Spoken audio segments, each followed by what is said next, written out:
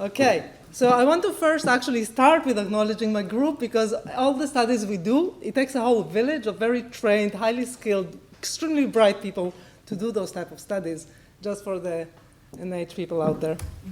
Okay.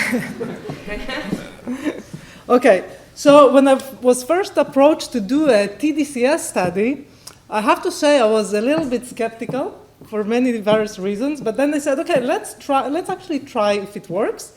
And we followed this Batista study, a Brazilian group. We had Esther Nakamura actually coming and join in the lab and teaching us how to do it. We were completely following her study, stimulating the right DLPFC with a cathode on the left DLPFC. And this is how it looks like, in collaboration with Soterix and Abhidata that gave a talk here. And I just wanted to do, because I was so skeptical, I couldn't do an open label type of trial. We had to actually do within the SBIR confines a whole fully randomized, double-blind, sham-controlled study in patients with cocaine addiction, delivering this stimulation or sham 15 times, so 5 weeks, 3 times a week, and then assessing their function with the obsessive-compulsive cocaine craving scale. So completely following this type of previous study. And we had people coming back immediately post-TDCS assessment and then at 1 month's follow-up. And we showed that there was a trend in reduction of this compulsive thinking about the craving for cocaine, only in the real TDCS group and not in the sham. Those are the individual time points. It's a low-end study. It was 14 people completed it. And there were significant increases in daytime arousal and significant also increases in the contemplation to change drug use behavior. So it changed their goal-driven type of behavior. So while negotiating with the FDA, that Avi was doing very robustly and learning a lot, and we were waiting, and then we did this phase 2 TDCS study, again, still in the confines of an SBIR. And this time, what I wanted to do was expand the measures beyond self-report and to do some objective measures. So again, it's in people with cocaine addiction who are inpatients. I forgot to mention, it was 2 milliamperes for 20 minutes. So here again, with very extensive screening and baseline testing, clinical interviews, we assess craving in different measures using several measures and neuropsychological tasks.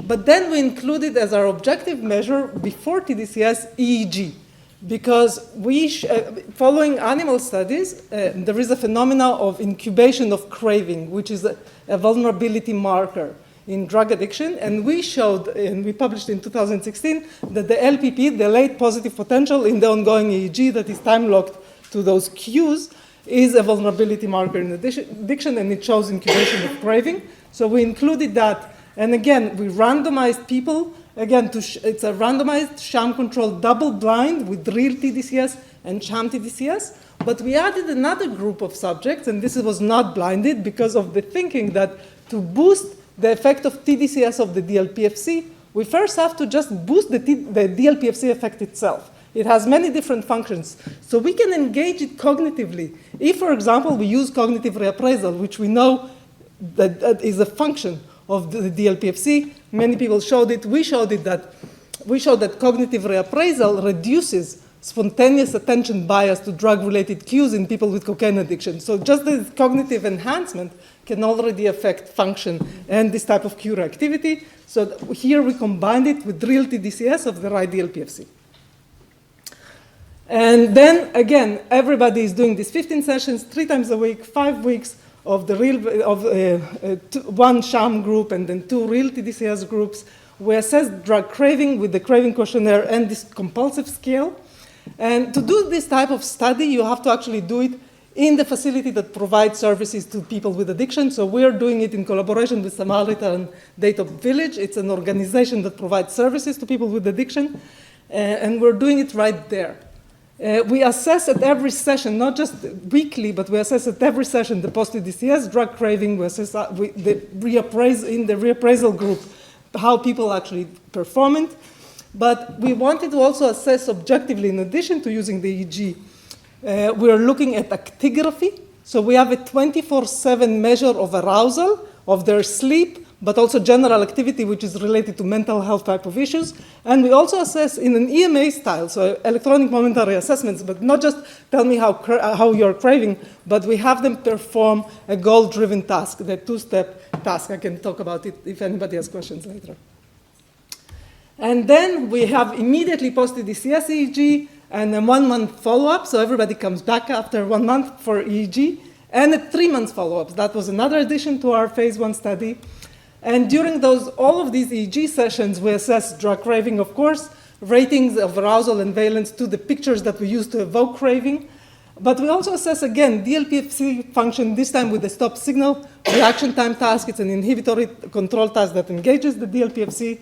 And we also assess spontaneous speech for natural language processing. If you want to hear more about it, on Friday I will mention that. It's actually, we think it's a measure of brain plasticity. It changes with treatment, and it predicts longitudinal outcomes in cocaine addiction up to a whole year later. So I have a lot of hope for that. Right now, we completed the studies in 20 out of the 30 subjects. They represent most of our cocaine inpatients. Most of them are men. The split between the races is actually pretty equivalent. Most of them are Caucasian.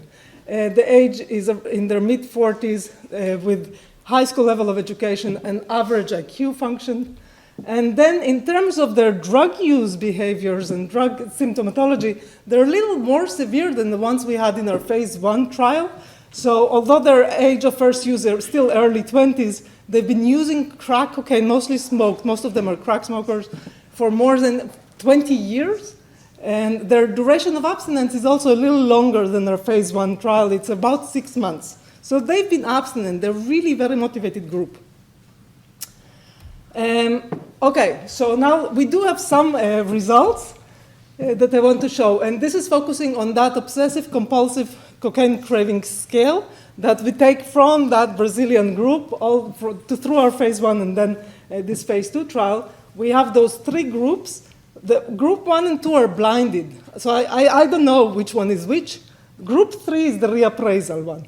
So you can see that although they're starting, this is pre-DCS, and then we assess it weekly, that there is a decrease in this type of craving self-report only in groups 2 and 3, but not in group 1.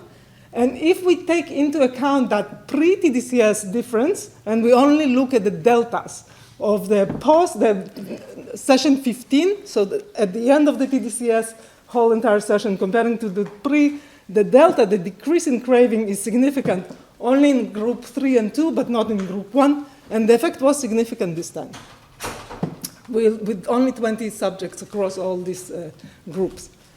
So the future, in my last 2 minutes that I have, we are analyzing EEGs. Right now, we do see some effect for treatment. We're looking into the effect of actually the group effect. We're not there yet. We need to compare the cocaine cure activity to the neutral, to the pleasant images, which is where I think the action will be. And we want to compare those results we see with the OCCS to these EEG and LPP markers, but also to actigraphy and to these other neuropsychological tasks that are assessing DLPFC function, and of course to measures of spontaneous speech.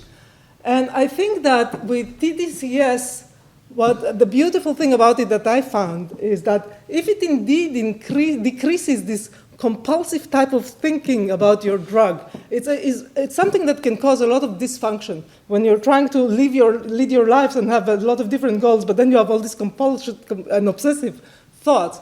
If it can decrease it, even if we don't see an effect at 1 month or 3 months, but it's there after 15 sessions, it means maybe a person can use it daily for 20 minutes, like we use mindfulness or we use meditation to decrease arousal, to decrease anxiety, maybe also to decrease compulsive cocaine craving.